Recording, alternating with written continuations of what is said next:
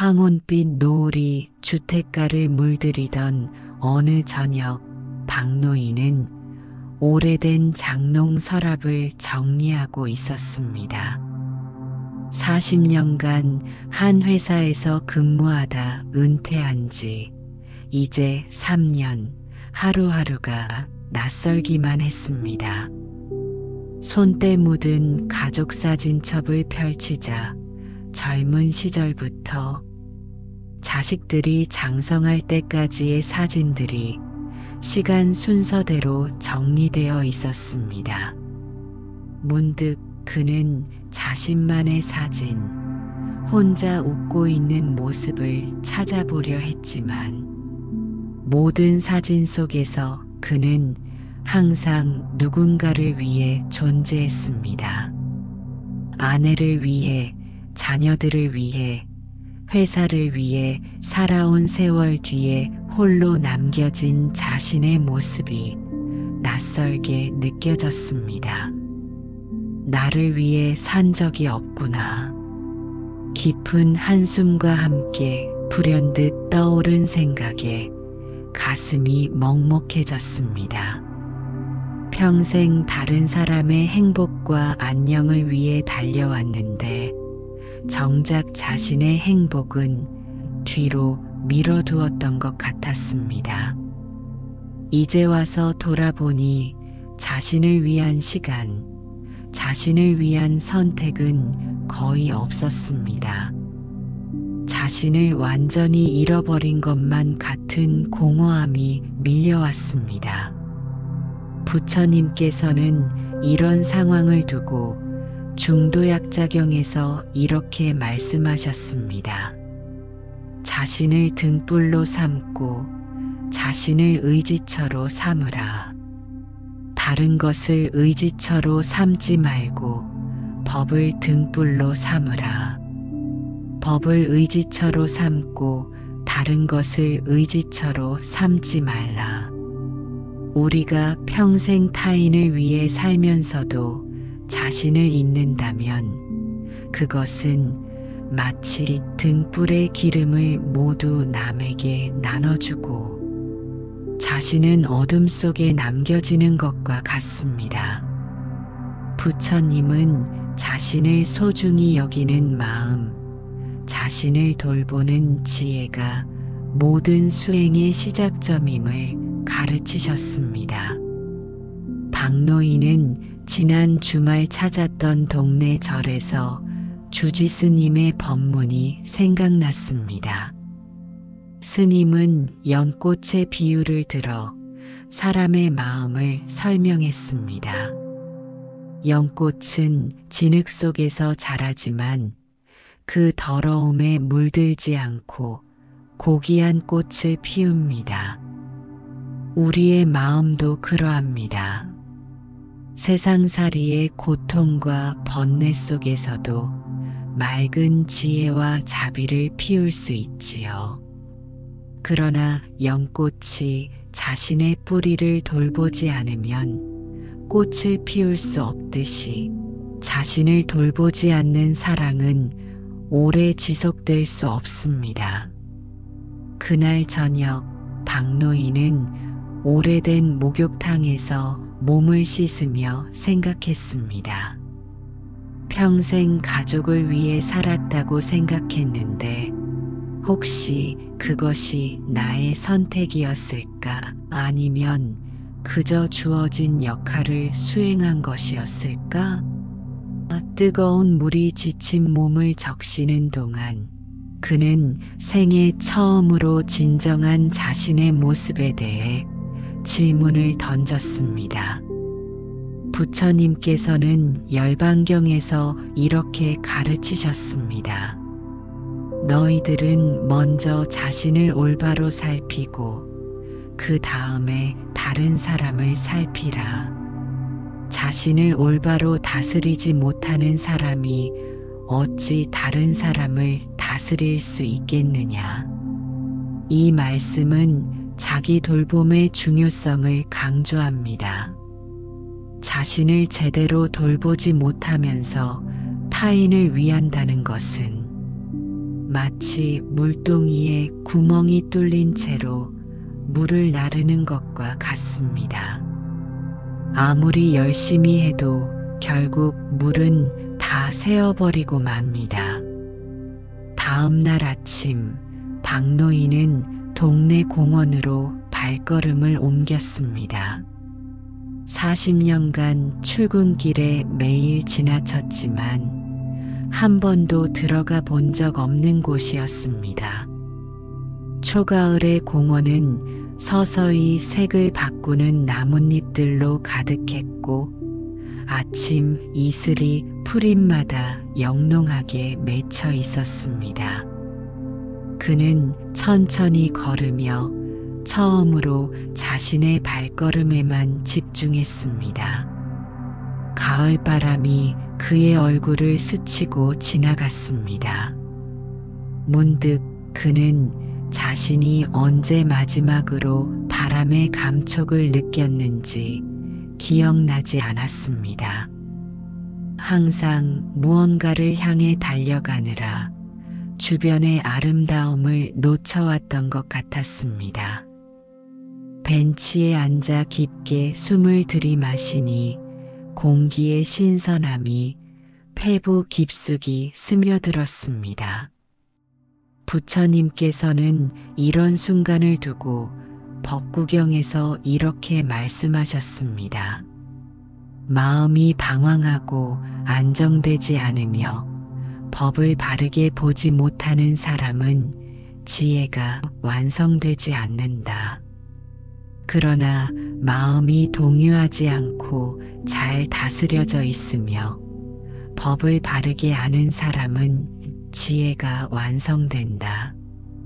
박노인은 공원 한 구석에서 태극권을 수련하는 노인들을 발견했습니다.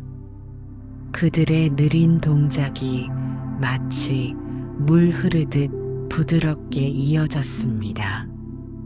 호기심에 다가가 보니 그중 한 명이 반갑게 인사를 건넸습니다. 처음 뵙는 것 같은데 함께 하실래요? 나이가 들수록 몸을 움직이는 게 중요하답니다. 처음엔 어색했지만 박노인은 용기를 내어 그들의 움직임을 따라했습니다. 서툴렀지만 몸을 움직이는 동안 불현듯 마음의 무게가 조금 가벼워지는 것을 느꼈습니다. 수련을 마친 후 그들은 공원 근처 찻집에 모여 이야기를 나누었습니다.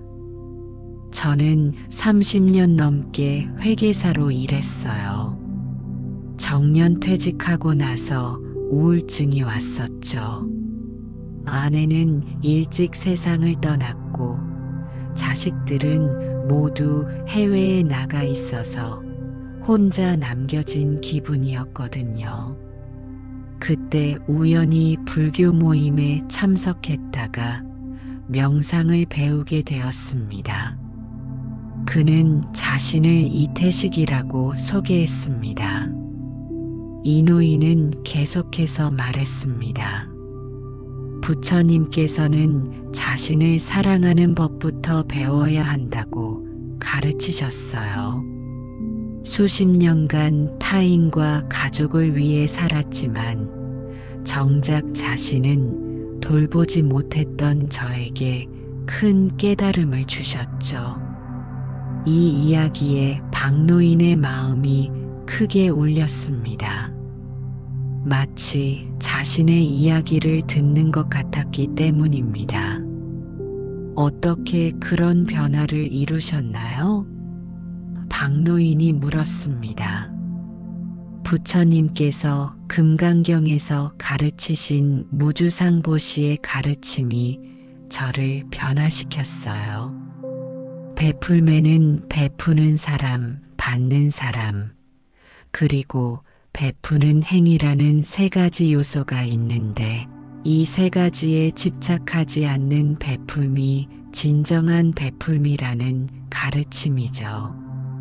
저는 평생 가족을 위한다고 살았지만 사실은 좋은 아버지, 성공한 직장인이라는 내 자아상에 집착하고 있었어요.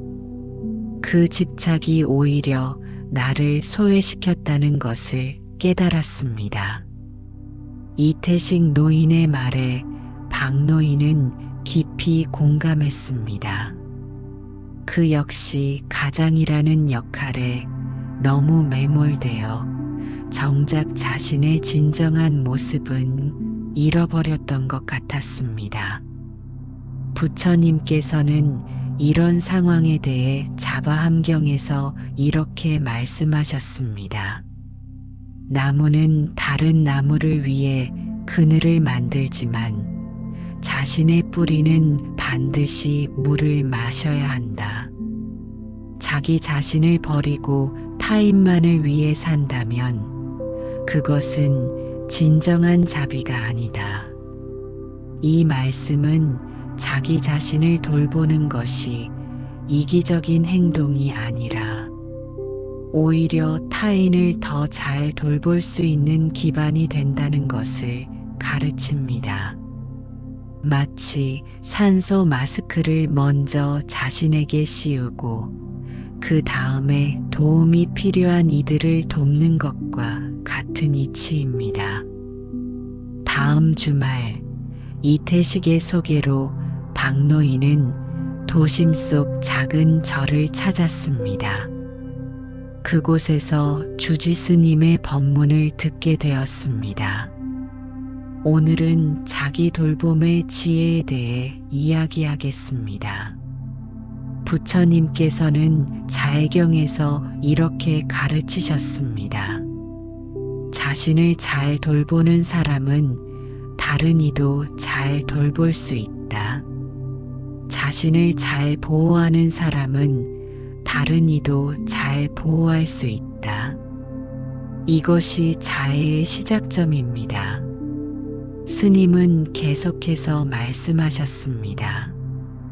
우리는 종종 자기 돌봄을 이기적인 것으로 오해합니다. 하지만 부처님께서는 자기 돌봄과 타인을 향한 자비가 둘이 아님을 가르치셨습니다. 마치 연못에 물이 가득 차야 주변의 땅을 적실 수 있듯이 자신의 행복과 평화가 충만해야 다른 이들에게도 그것을 나눌 수 있습니다. 법문이 끝난 후 스님은 참석자들에게 자해명상 수행법을 가르쳐 주셨습니다. 먼저 편안한 자세로 앉으시고 숨을 깊게 들이마시고 내쉬면서 마음을 가라앉히세요. 그리고 자신에게 이렇게 말해보세요. 내가 행복하기를, 내가 평안하기를, 내가 건강하기를, 내가 편안하기를. 이 문장을 마음으로 반복하며 진심으로 자신의 행복을 기원해 보세요. 박노인은 생애 처음으로 자신의 행복을 위한 기도를 해보았습니다. 처음에는 어색했지만 점차 마음 깊은 곳에서 따뜻한 감정이 솟아오르는 것을 느꼈습니다. 그동안 얼마나 자신을 무시하고 살아왔는지 깨닫게 되었습니다. 법회가 끝난 후 스님은 박노인에게 다가와 말씀하셨습니다. 처음 뵙는 것 같은데 무엇이 당신을 이곳으로 이끌었나요? 박노인은 망설임 없이 대답했습니다. 나를 위해 산 적이 없다는 생각이 들어서요. 평생 다른 사람을 위해 살았는데 이제 와서 보니 정작 나 자신은 모르겠습니다. 스님은 부드럽게 웃으시며 대답하셨습니다. 부처님께서는 중화암경에서 이렇게 가르치셨습니다. 남을 이롭게 하기 위해서는 먼저 자신을 이롭게 해야 하고 남을 구제하기 위해서는 먼저 자신을 구제해야 한다. 당신이 지금 자신을 찾아가는 여정을 시작했으니 그것이 바로 부처님의 가르침을 실천하는 첫걸음입니다. 그 말씀을 듣고 돌아오는 길, 박노인은 자신이 평생 살았던 동네를 새롭게 바라보았습니다. 집 근처 오래된 은행나무가 가을빛으로 물들어 있었습니다. 40년 동안 매일 지나쳤지만 한 번도 제대로 올려다본 적 없는 나무였습니다. 그는 나무 아래 잠시 멈춰서서 높이 솟은 가지를 올려다보았습니다. 이 나무는 자신의 자리에서 묵묵히 제 역할을 다하며 산다. 하지만 그 뿌리는 반드시 자신을 위한 양분을 취한다. 나무도 자신을 돌보면서 타인에게 그늘을 제공하는데 나는 왜 그렇게 하지 못했을까? 집에 돌아온 박노인은 오래된 서랍장을 열었습니다. 그곳에는 젊은 시절 잠시 배우다 관뒀던 수채화 도구가 먼지에 쌓여 있었습니다. 결혼과 직장 생활로 그의 작은 취미는 어느새 잊혀졌습니다. 그는 물감과 붓을 꺼내 조심스럽게 닦았습니다. 다음 날 아침 그는 공원으로 나가 은행나무의 풍경을 그려보기로 했습니다. 부처님께서는 사문가경에서 이렇게 가르치셨습니다. 자신의 등불이 되어 자신을 비추라. 다른 것을 의지하지 말고 자신을 의지하라. 법을 등불 삼아 법을 의지하라. 이 가르침은 우리가 자신의 내면에서 깨달음의 빛을 찾아야 함을 의미합니다. 남에게 의존하거나 외부에서 답을 찾으려 하지 말고 자신의 내면에서 지혜와 평화를 발견하라는 가르침입니다. 일주일 후 박노인은 이태식이 소개해준 노인 태극권 모임에 정식으로 가입했습니다.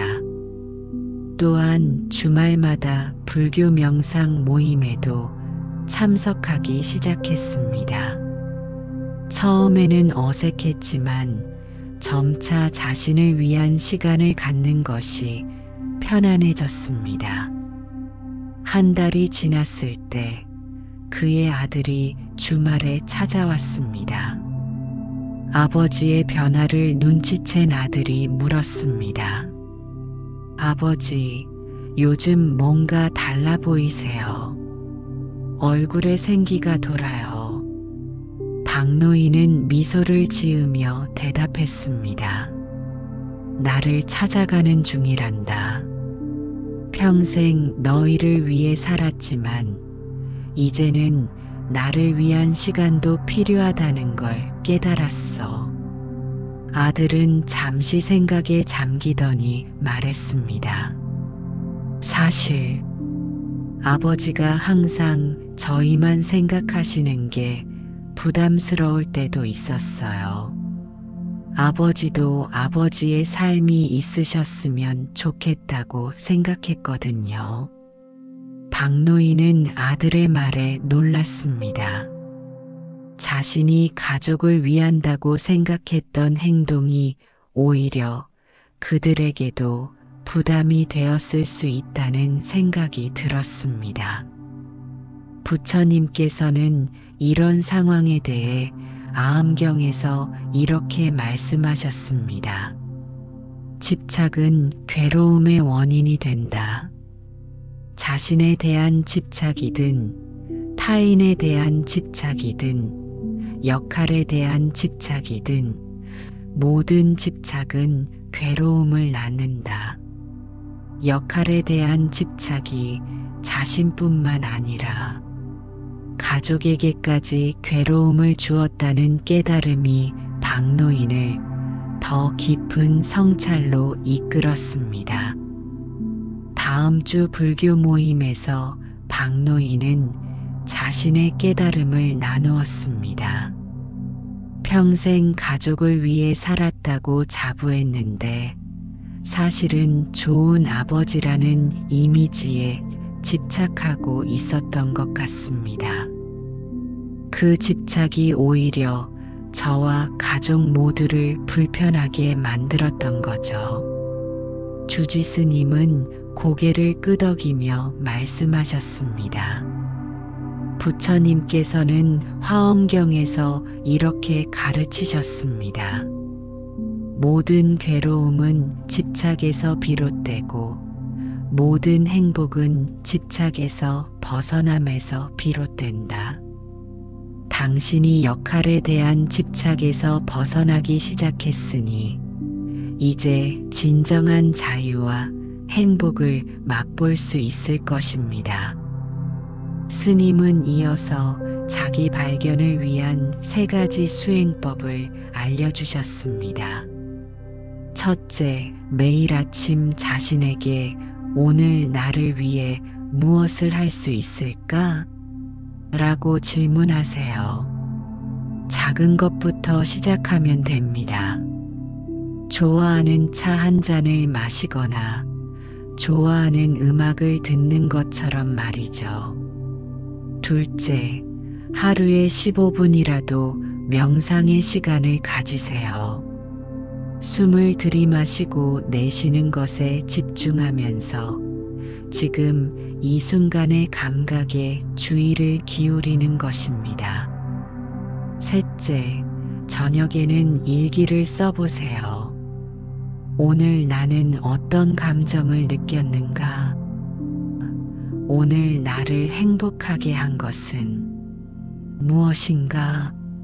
와 같은 질문에 답하면서 자신을 더 깊이 이해할 수 있습니다. 박노인은 스님의 조언을 따라 실천하기 시작했습니다. 처음에는 어색했지만 날이 갈수록 자신의 감정과 욕구에 귀 기울이는 것이 자연스러워졌습니다. 그는 잊고 있었던 수채화 취미를 다시 시작했고 동네 노인 대학에서 문학 강좌도 듣기 시작했습니다. 공장에서 평생 기계를 만지다 은퇴한 나는 몸이 굳어 움직임이 불편했네. 그런데 부처님께서 말씀하셨지. 몸과 마음은 서로 분리될 수 없으니 몸을 돌보는 것이 곧 마음을 돌보는 것이라. 그래서 난 요가를 시작했어. 태극권 모임에서 만난 김할머니의 이야기였습니다. 70대 중반이었지만 그녀의 몸은 유연하고 건강해 보였습니다. 처음엔 무릎도 아프고 힘들었지만 이제는 아침마다 요가, 매트를 펴는 것이 하루의 가장 행복한 시간이 되었네. 나를 위한 시간을 갖는다는 것이 이렇게 중요한 것인지 몰랐어. 김할머니의 이야기에 박노인도 깊이 공감했습니다. 그도 최근 수채화를 그릴 때 느끼는 기쁨이 어떤 것과도 비교할 수 없다는 것을 알게 되었기 때문입니다. 부처님께서는 이런 경험에 대해 법구경에서 이렇게 말씀하셨습니다. 진실로 명상에서 기쁨을 얻은 사람은 두려움과 공포에서 벗어난다. 법의 기쁨을 맛본 사람은 근심과 악에서 벗어난다. 이 가르침은 자신을 돌보는 시간, 자신의 내면에 집중하는 시간이 단순히 이기적인 행위가 아니라 깊은 치유와 변화를 가져온다는 것을 의미합니다. 겨울이 다가올 무렵 박노인은 동네 복지관에서 자원봉사를 시작했습니다. 그는 어르신들에게 수채화를 가르치는 프로그램을 자진해서 맡았습니다. 자신이 발견한 기쁨을 다른 이들과 나누고 싶었기 때문입니다. 저도 평생 가족과 회사를 위해 살았지만 이제는 제 자신을 위한 시간을 갖기 시작했어요. 그리고 그것이 실은 이기적인 행동이 아니라 더 나은 사람이 되기 위한 첫걸음이란 걸 깨달았습니다. 수업을 시작하며 박노인이 한 말에 많은 어르신들이 고개를 끄덕였습니다. 그들 역시 비슷한 고민을 안고 있었기 때문입니다. 부처님께서는 이와 관련하여 장하함경에서 이렇게 가르치셨습니다. 자신을 완성한 후에 남을 완성시키는 것, 이것이 바로 자리이타의 길이다. 자리이타란 자신의 이익과 타인의 이익을 함께 추구함을 의미합니다. 자신을 소홀히 한 채 타인만을 위한다는 것은 불가능합니다. 진정한 이타는 자신의 행복과 평화를 바탕으로 할 때 가능한 것입니다. 봄이 오자 박노인은 주말마다 도시 외곽의 작은 숲으로 나들이를 다녔습니다. 그곳에서 그는 나무와 꽃, 새들을 관찰하며 그림을 그렸습니다. 어느 날 그는 숲속에서 명상하던 중 깊은 깨달음을 얻었습니다. 나는 나무와 같다. 뿌리는 깊이 땅에 박혀 있고 가지는 하늘을 향해 뻗어 있다. 뿌리가 튼튼해야 가지도 잘 자랄 수 있듯이 내 자신이 단단해야 다른 이들에게도 도움이 될 수 있다. 그는 이 깨달음을 바탕으로 자신만의 수행법을 만들었습니다. 그는 이것을 나무 명상이라 불렀습니다. 먼저 편안한 자세로 앉아 숨을 깊게 들이마시고 내쉽니다. 자신을 한 그루의 나무로 상상하세요. 뿌리는 깊이 땅으로 내려가고 가지는 하늘을 향해 뻗어 있습니다.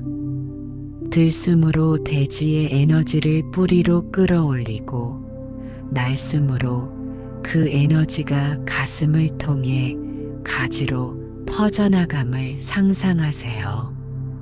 이 과정을 통해 자신의 몸과 마음이 땅과 하늘, 모든 존재와 연결되어 있음을 느낍니다. 박노인은 이 명상법을 복지관 수업에서 함께 나누었습니다.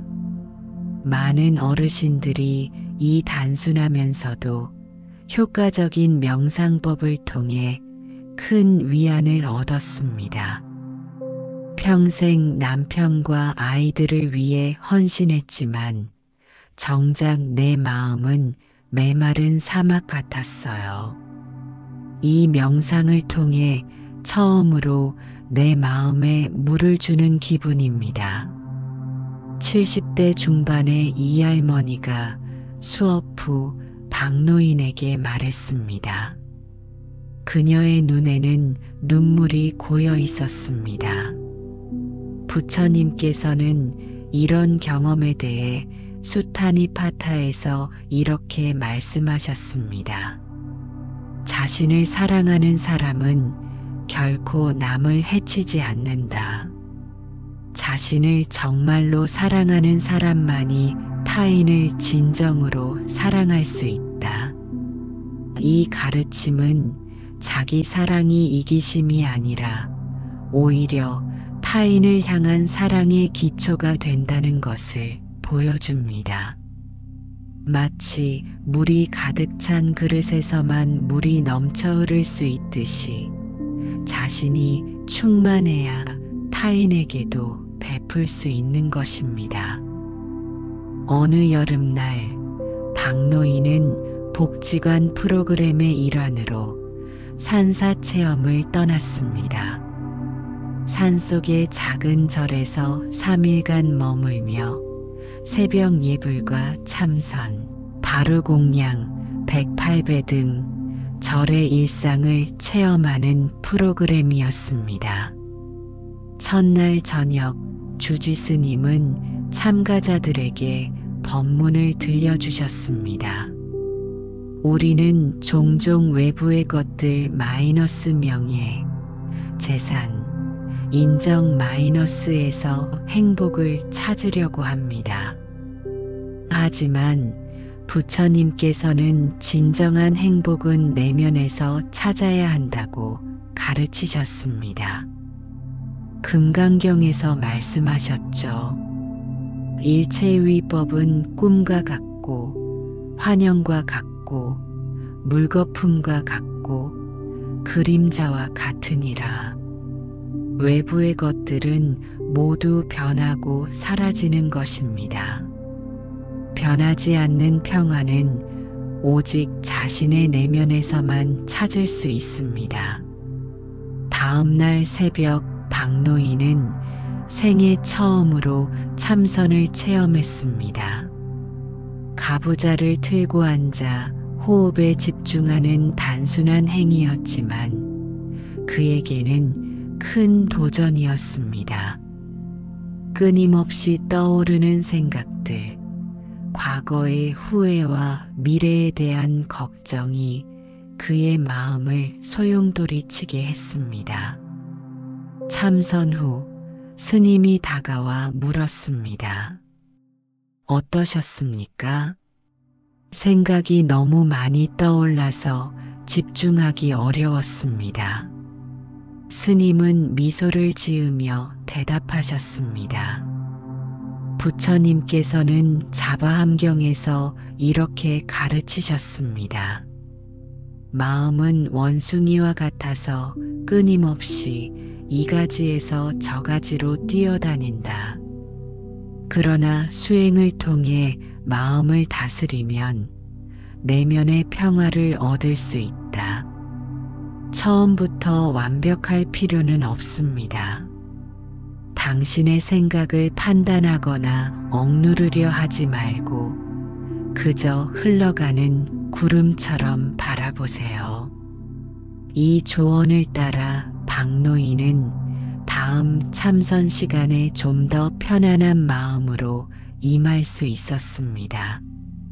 생각이 떠오르면 판단하지 않고 그저 알아차리고 다시 호흡으로 돌아오는 연습을 했습니다. 마치 강물 위의 낙엽처럼 생각이 흘러가게 두었습니다. 부처님께서는 대념처경에서 이렇게 가르치셨습니다. 알아차림이 있는 곳에 지혜가 생겨나고 지혜가 있는 곳에 자유가 있다. 이 가르침은 자신의 생각과 감정을 알아차리는 것이 괴로움에서 벗어나는 첫걸음임을 보여줍니다. 알아차림을 통해 우리는 자신의 패턴을 이해하고 그것에서 자유로워질 수 있습니다. 산사 체험의 마지막 날, 주지 스님은 참가자들에게 개인적인 면담 시간을 가졌습니다. 박노인의 차례가 되었을 때 그는 용기를 내어 질문했습니다. 스님, 저는 평생 나를 위해 산 적이 없다는 생각이 들어 괴롭습니다. 하지만 이제 와서 나를 위해 산다는 것이 어떤 의미인지 모르겠습니다. 스님은 잠시 눈을 감고 명상하듯 생각에 잠기셨다가 대답하셨습니다. 부처님께서는 앙구따라 니카야에서 이렇게 가르치셨습니다.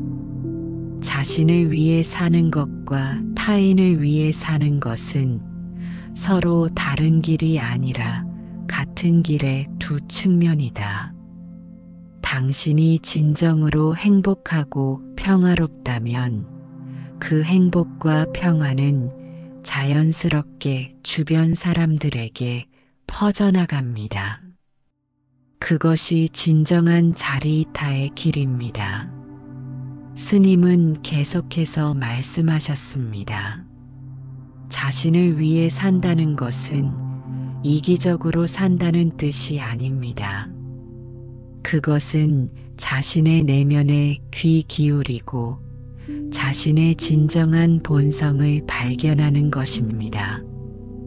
부처님께서는 모든 존재가 불성을 지니고 있다고 가르치셨습니다. 당신 안에 이미 부처님의 지혜와 자비가 있습니다. 그것을 발견하는 것이 자신을 위해 사는 것입니다. 박노인은 스님의 말씀에 깊은 감동을 받았습니다. 그동안 자신을 위해 산다는 것을 단순히 자신의 욕망을 채우는 이기적인 행위로 오해했던 것 같았습니다. 하지만 이제 그것이 자신의 내면에 있는 불성을 발견하고 키우는 것임을 이해하게 되었습니다.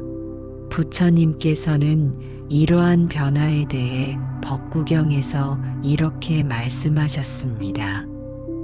1000개의 무의미한 말보다 한마디의 의미 있는 말이 낫고 1000번의 무의미한 행동보다 한 번의 의미 있는 행동이 낫다. 이 가르침은 양보다 질이 중요함을 보여줍니다. 무의미하게 흘러가는 많은 시간보다 자신에게 진정으로 의미 있는 시간 몇 시간이 더 가치 있다는 것입니다.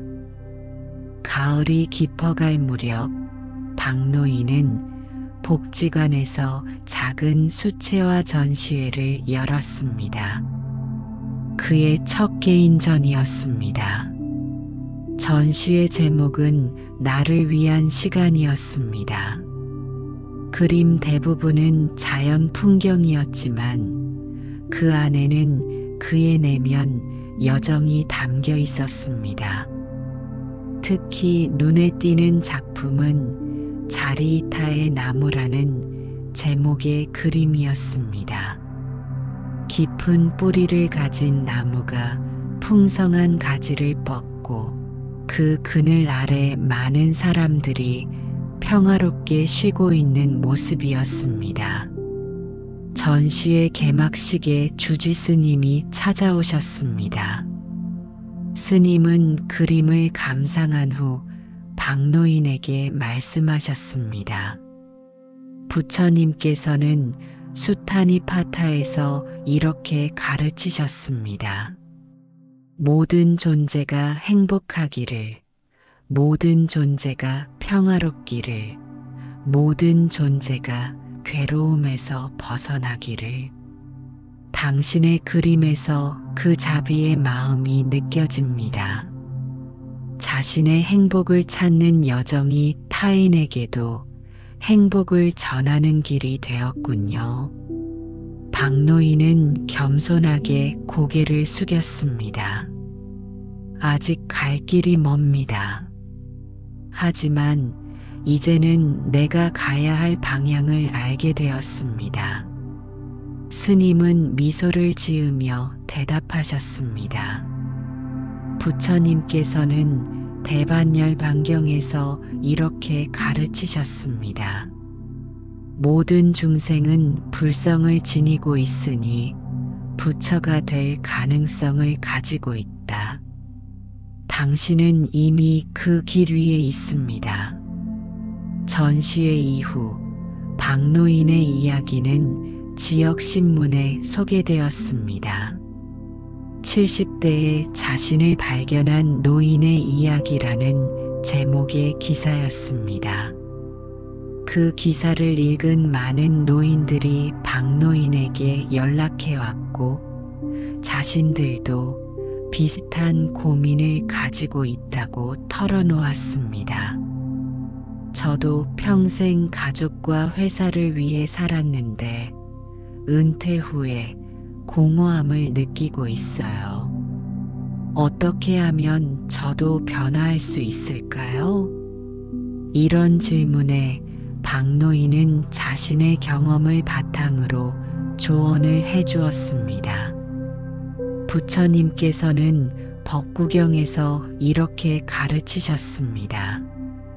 남이 아닌 자기 자신이 자신의 주인이니 누가 다른 이가 자신의 주인이 될 수 있겠는가?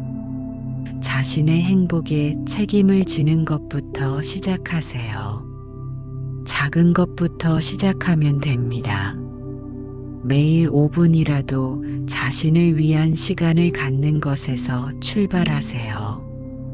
박노인은 자신과 비슷한 고민을 가진 노인들을 위한 모임을 만들었습니다. 자리이타의 숲이라는 이름의 이 모임은 매주 한 번씩 만나 불교의 가르침을 나누고 자기 돌봄의 방법을 함께 실천했습니다. 오늘은 무외잡이에 대해 이야기해 볼까 합니다. 무외잡이란 장애가 없는 자비, 조건 없는 사랑을 의미합니다. 부처님께서는 화엄경에서 이렇게 가르치셨습니다. 자신을 사랑하듯 모든 존재를 사랑하고 모든 존재를 사랑하듯 자신을 사랑하라. 자기 자신에 대한 사랑과 타인에 대한 사랑은 서로 분리될 수 없는 것입니다. 모임을 이끌며 박노인은 자신도 함께 성장하고 있음을 느꼈습니다. 자신의 경험을 나누고 다른 이들의 성장을 돕는 것이 또 다른 형태의 자기 성장이었기 때문입니다. 부처님께서는 자리이타의 중요성에 대해 대승장엄 보안경에서 이렇게 가르치셨습니다. 보살은 자신의 행복을 구하지 않고 타인의 행복을 구하지만 그 과정에서 자신도 행복해진다. 이것이 진정한 자리이타의 길이다. 이 가르침은 자신만을 위하거나 타인만을 위하는 극단적인 방식이 아니라 자신과 타인의 행복을 함께 추구하는 중도의 길을 보여줍니다. 한 해가 지나고 박노인의 72번째 생일이 다가왔습니다.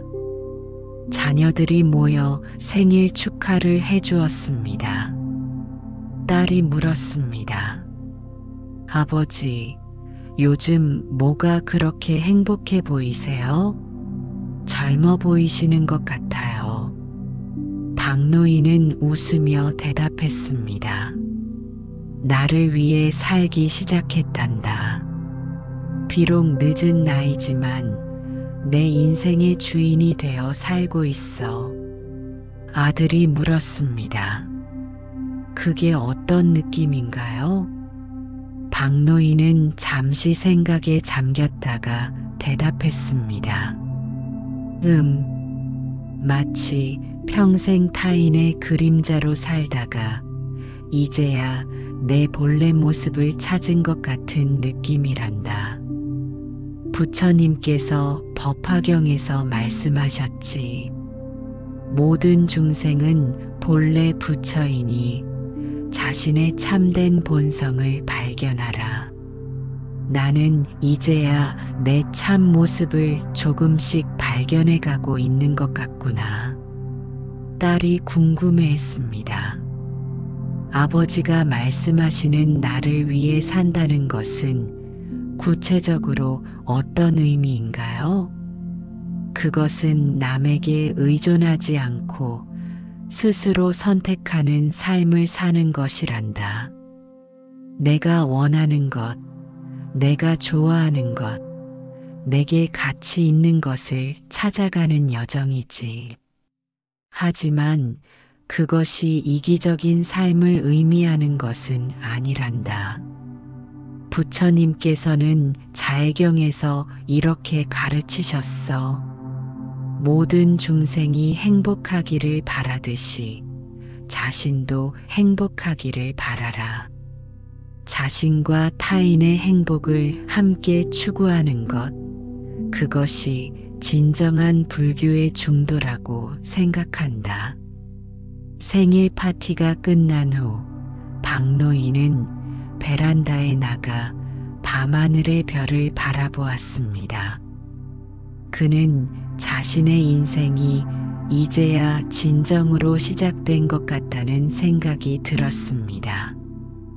비록 몸은 노쇠해 가고 있지만 그의 마음은 나날이 새로워지고 있었습니다. 부처님께서는 이런 경험에 대해 승만경에서 이렇게 말씀하셨습니다. 진실한 자기를 발견하는 것, 그것이 곧 열반의 시작이다. 이 가르침은 자신의 참된 본성을 발견하는 것이 곧 깨달음의 길임을 보여줍니다. 자신을 잊고 타인만을 위한다는 것은 진정한 자비가 아니라 오히려 자신의 내면에 있는 불성을 외면하는 것일 수 있습니다. 겨울이 지나고 봄이 다시 찾아왔습니다. 박노인은 동네 뒷산에 올라 새싹이 돋아나는 나무들을 바라보았습니다. 나무들은 매년 새로운 잎을 틔우며 자신을 갱신했습니다. 그도 이제는 늦은 나이에 자신을 갱신하고 있었습니다. 그는 산 정상에 앉아 명상을 시작했습니다. 호흡에 집중하며 자신의 몸과 마음을 관찰했습니다.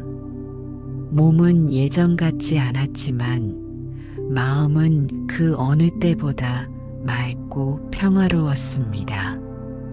부처님께서는 윗바사나의 중요성에 대해 대념처경에서 이렇게 가르치셨습니다. 자신의 몸과 마음을 관찰하고 알아차리는 자는 모든 괴로움에서 벗어난다. 이 가르침은 자신을 알아차리는 것이 모든 수행의 기본임을 보여줍니다. 자신을 알아차릴 때 우리는 괴로움의 원인을 이해하고 그것에서 벗어날 수 있습니다. 명상 후 박노인은 자신이 걸어온 길을 돌아보았습니다. 그는 이제 자신을 위해 사는 것과 타인을 위해 사는 것이 서로 다른 길이 아님을 깨달았습니다. 진정한 자기 돌봄은 곧 타인을 향한 자비로 이어진다는 것을, 그리고 타인을 향한 진정한 자비는 자기 돌봄의 토대 위에서만 가능하다는 것을 이해하게 되었습니다. 부처님께서는 열반경에서 이렇게 가르치셨습니다. 자신을 구원하는 자만이 타인을 구원할 수 있고 자신을 건너게 하는 자만이 타인을 건너게 할 수 있다. 이제 박노인은 매일 아침 이런 기도로 하루를 시작합니다. 내가 행복하기를, 내가 평안하기를, 내가 건강하기를, 내가 편안하기를, 그리고 모든 존재가 행복하기를, 모든 존재가 평안하기를, 모든 존재가 건강하기를, 모든 존재가 편안하기를. 이것이 바로 자신과 모든 존재를 함께 사랑하는 부처님의 자비심입니다. 자신을 사랑하는 법을 배운 박노인은 이제 그 사랑을 모든 존재에게 확장하고 있었습니다. 여러분도 매일 자신을 위한 작은 시간을 가져보세요. 그것은 5분의 명상일 수도 있고, 좋아하는 차 한 잔을 마시는 시간일 수도 있습니다. 그 작은 시작이 여러분의 삶을 변화시킬 것입니다. 자신을 사랑하는 법을 배울 때 우리는 모든 존재를 더 깊이 사랑할 수 있게 됩니다. 부처님께서는 법구경에서 이렇게 말씀하셨습니다. 1000개의 헛된 말보다 한마디의 유익한 말이 낫나니 그것을 듣는 자에게 평안을 가져다 준다. 오늘 이 이야기가 여러분에게 작은 평안과 지혜를 가져다 주기를 바랍니다. 나를 위해 산 적이 없다고 느끼는 여러분, 지금 이 순간부터 자신을 돌보는 첫걸음을 내딛어 보세요. 늦은 것은 없습니다. 부처님의 가르침처럼 지금 이 순간이 바로 깨달음의 시작입니다. 일체유심조, 모든 것은 마음에서 비롯된다. 자신의 마음을 돌보는 것에서 모든 변화가 시작됩니다.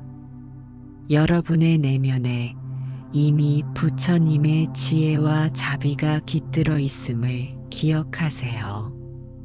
그것을 발견하는 여정이 바로 자신을 위해 사는 진정한 의미입니다. 법회를 마치겠습니다. 모든 존재가 행복하고 평안하기를 기원합니다. 나무 아미타불, 나무 관세음보살.